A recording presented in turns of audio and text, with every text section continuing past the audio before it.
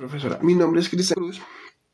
El tema que voy a exponer a continuación es experiencia y razón, que nace el empirismo, que este nace buscando una solución a, a los normalistas o ante los problemas tradicionales de los universales o de los conceptos en los que tienen sus principios las tendencias filosóficas.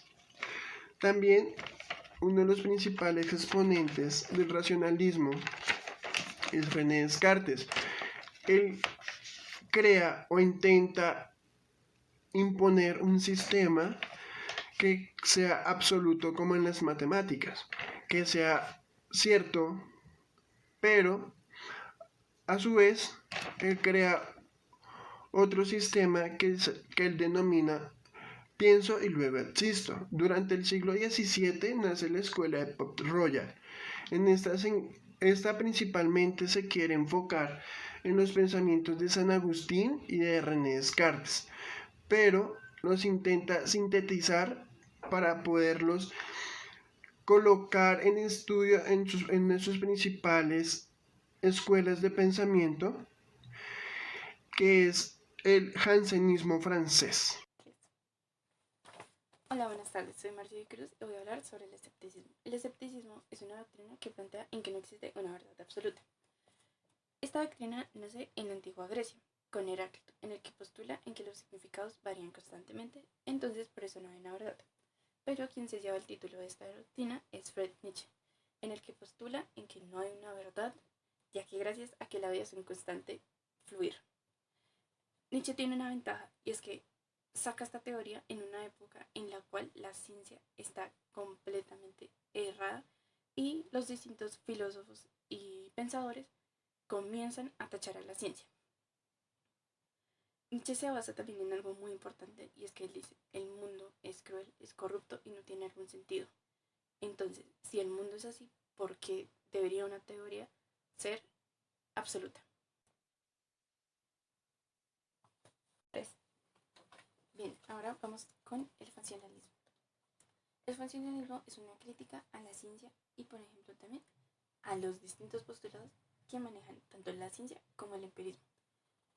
Esta doctrina la plantea Karl Popper, en que está completamente en desacuerdo en que debería existir una verdad absoluta. Karl Popper también se basa en que las ideas se creen que alguien las inventa o que están siendo hasta ahora establecidas, pero él afirma que es muy probable que ya alguien anteriormente ya las haya planteado. También otra cosa importante que él plantea son los verdaderos falsionalistas. Realmente no se preocupan en por qué su teoría vaya a ser verídica bajo la ciencia o bajo el empirismo, sino que esta más bien se pueda falsear. El positivismo. Esta corriente surgió en Francia en la segunda mitad del siglo XIX. El filósofo matemático francés Auguste Comte es el principal representante del positivismo. Así también el filósofo británico David Hume, John Stuart Mill, Herbert Spencer, entre otros.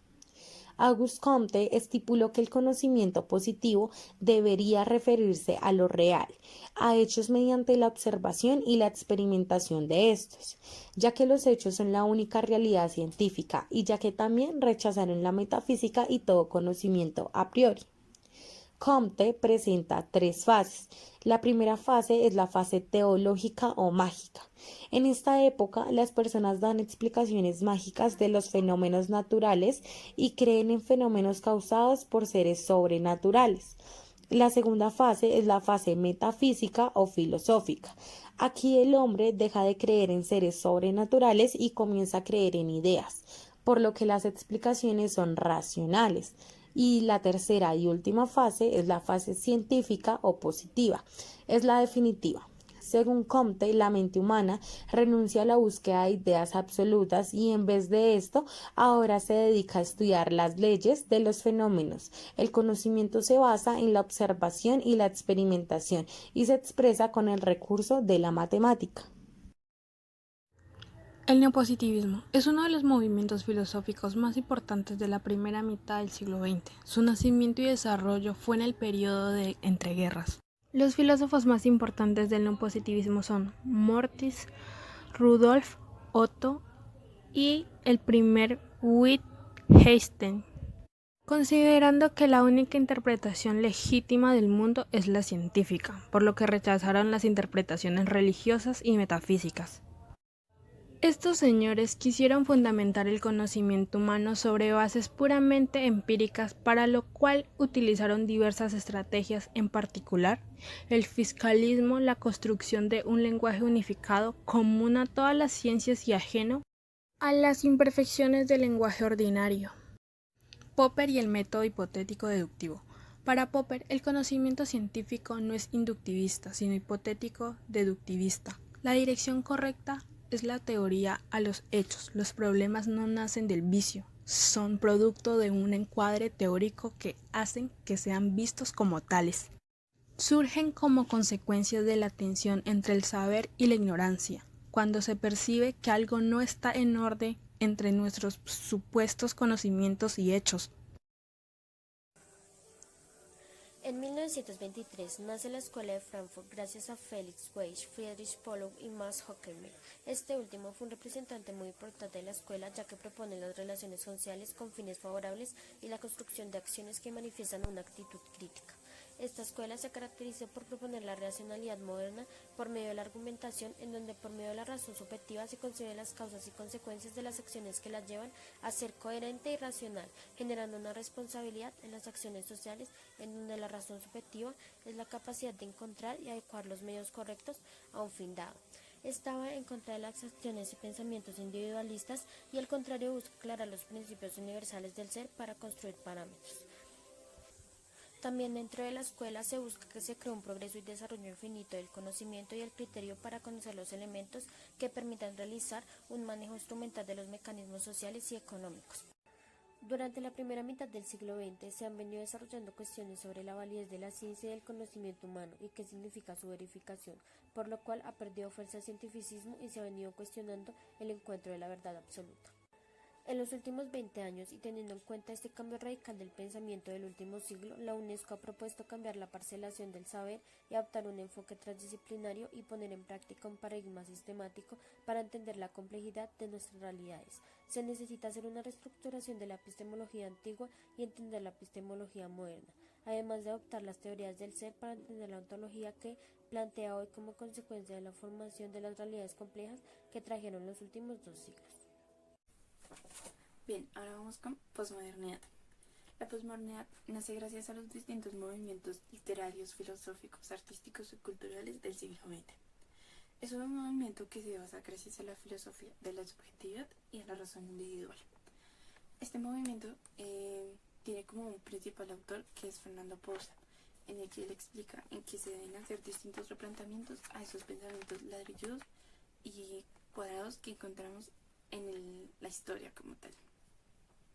Un ejemplo que lo utiliza para cómo se debe plantear esto es con la frase de René Descartes, planteándola a pienso, luego no existo.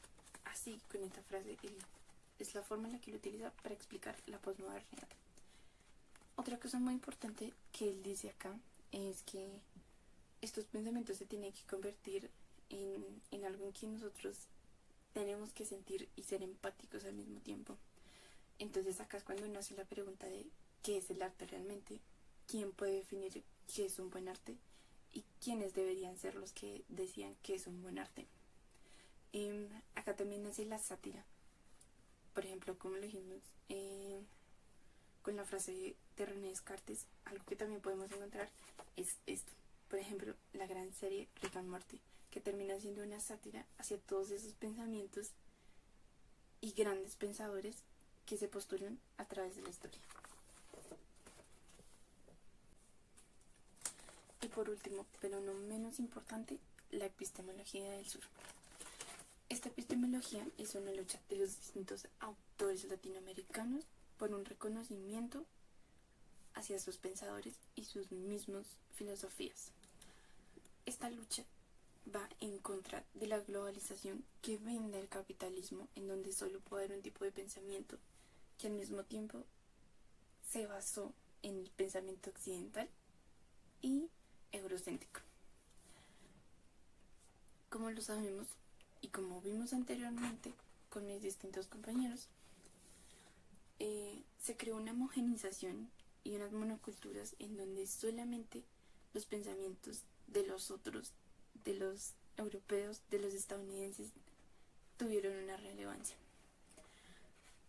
Así que acá es cuando uno se debe replantear y uno debe pensar en que existen muchos autores acá en Latinoamérica y en otros lugares opacados del mundo, como Asia, en donde no se les da una importancia, y nace la necesidad de una epistemología del sur, en donde se deben estructurar y dar una importancia a tanto nuevos conocimientos como a lo que se postula como los otros, las otras culturas, las otras etnias.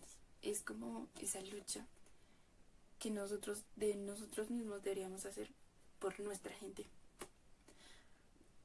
Para poder explicar esto mejor, se explican que hay 4 esferas del sistema colonial que nos dejaron tanto en literatura como en arte y sobre todo en los sistemas y conductas que vimos desde la colonización.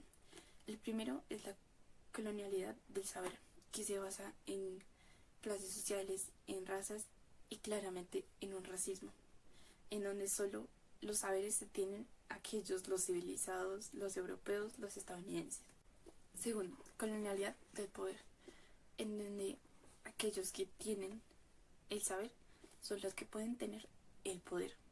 O sea, se basan en esas estructuras ya de raza que hablamos anteriormente. La tercera es la colonialidad del ser, en donde alguien tiene un dominio sobre alguien por su raza, o por sus conocimientos, o por sus saberes. Y por último, la colonialidad de naturaleza, en donde creen que porque tienen un saber y un poder, están por encima de la naturaleza y no existe una relación entre las plantas, animales, hongos, lo que sea. Ellos creen que no existe una relación entre nosotros como humanos y la naturaleza. Creo que una gran conclusión que podemos sacar de esta epistemología del sur es cómo autores, como acá en Colombia lo vemos con José Estacio Rivera, se ven opacados por ese pensamiento eurocéntrico y occidental al que siempre lo ponemos como el correcto, como el que debe ser, porque la historia nos ha llevado a eso, a conocer simplemente esos conocimientos y no el de nosotros.